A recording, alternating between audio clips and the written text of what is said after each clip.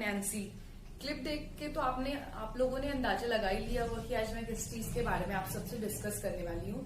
Friends, हर student का ये dream होता है कि वो 12th के बाद एक अच्छी यूनिवर्सिटी और अच्छे कॉलेज में एडमिशन ले, और कईयों का इसमें ये भी ड्रीम होता है कि वो BHU जैसे कॉलेज में एडमिशन ले।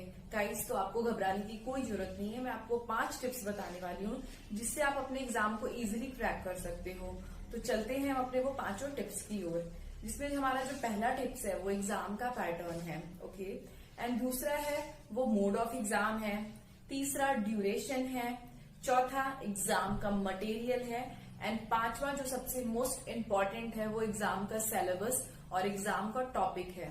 गाइज, हम सब सोचते हैं ना कि क्या होगा, कैसे होगा एग्जाम, हम सब कैसे देंगे।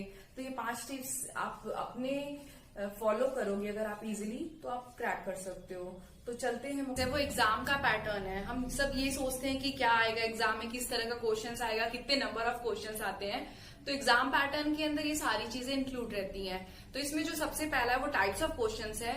गाइज, इसमें MCQ और ऑब्जेक्टिव क्वेश्चंस आते हैं। लाइक अगर 4 ऑप्शंस आपको दिए रहेंगे तो किसी एक ऑप्शन पे आपको क्लिक करना होगा जो आंसर आपका सही होगा। दूसरा ये है कि नंबर ऑफ क्वेश्चंस कितने आते हैं। गाइज, तो इसमें 150 क्वेश्चंस आते हैं जो 3-3 नंबर के क्वेश्चंस होते हैं, और ओवरऑल जो मार्किंग होती है वो 450 नंबर की मार्किंग होती है। तो और इसमें नेगेटिव मार्किंग भी रहता है। नेगेटिव मार्किंग में ये हो गया कि अगर आप कोई क्वेश्चंस एक गलत हो जाता है आपका, तो उसमें 1 नंबर आपका डिडक्ट हो जाएगा। ओके, दूसरा जो है आपका ड्यूरेशन है। हम लोगों ने तो ये इसकी बात कर ली कि एग्जाम का पैटर्न कैसा है, किस तरह का क्वेश्चंस आता है, कितने नंबर का क्वेश्चंस आता है। अब आते हैं हम अपने ड्यूरेशन की ओर कि जो हम लोगों के 150 क्वेश्चन रहते हैं वो हम लोग को कितने घंटे में सॉल्व करने होते हैं। गाइस, जो ड्यूरेशन होता है वो 2.5 घंटे का होता है। 2.5 घंटे के अंदर आपको 150 क्वेश्चन सॉल्व करने होते हैं।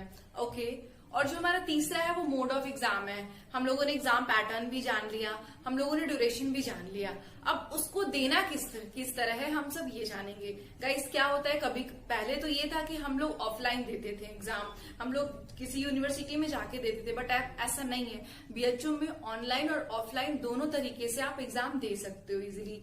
आप जाके भी दे सकते हो और आप कहीं साइबर कैफे या फिर घर पे भी बैठ के आप दे सकते हो इजिली अपने। ओके, चौथे टिप्स की मैं बात करती हूँ आपसे। तो हम किस तरीके से प्रिपरेशन करेंगे, किस बुक से प्रिपरेशन करेंगे, तो आज मैं उसके बारे में आपको बता रही हूँ। चौथा टिप्स ये हो गया कि एग्जाम का मटेरियल। गाइज, हम NCERT की बुक से प्रिपरेशन कर सकते हैं। NCERT की बुक हम लोगों के लिए बहुत बेनिफिशियल होगी अगर हम उससे प्रिपेयर करते हैं तो। और दूसरी ये चीज हो गई कि 5 ईयर का जो क्वेश्चन पेपर होता है हम उसको भी देख सकते हैं, उसको भी हम सॉल्व कर सकते हैं। और अगर आप किसी क्वेश्चन बैंक या किसी क्वेश्चन पेपर या क्वेश्चन बुक की बात करते हो आप, तो मैं आपको यही रिकमेंड करूंगी कि आप अरिहंत पब्लिकेशन की बुक लो। गाइज, उसमें ऐसे क्वेश्चंस आते हैं, उसमें ऐसे क्वेश्चंस होते हैं जो आपके एग्जाम पेपर में पूछे जा सकते हैं।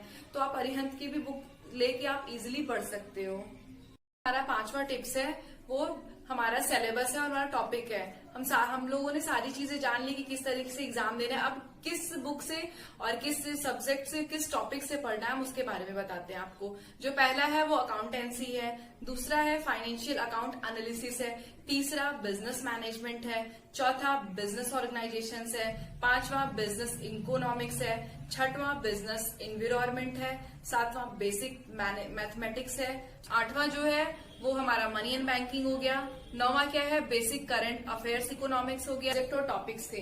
अगर आपको 5 ईयर का क्वेश्चन पेपर चाहिए तो आप डिस्क्रिप्शन बॉक्स में लिंक है, आप वहां से जाके आप वो जो 5 ईयर के क्वेश्चन है आप ले सकते हो। गाइज, अगर वीडियो पसंद आए लाइक करो, सब्सक्राइब करो और शेयर करो। Thank you.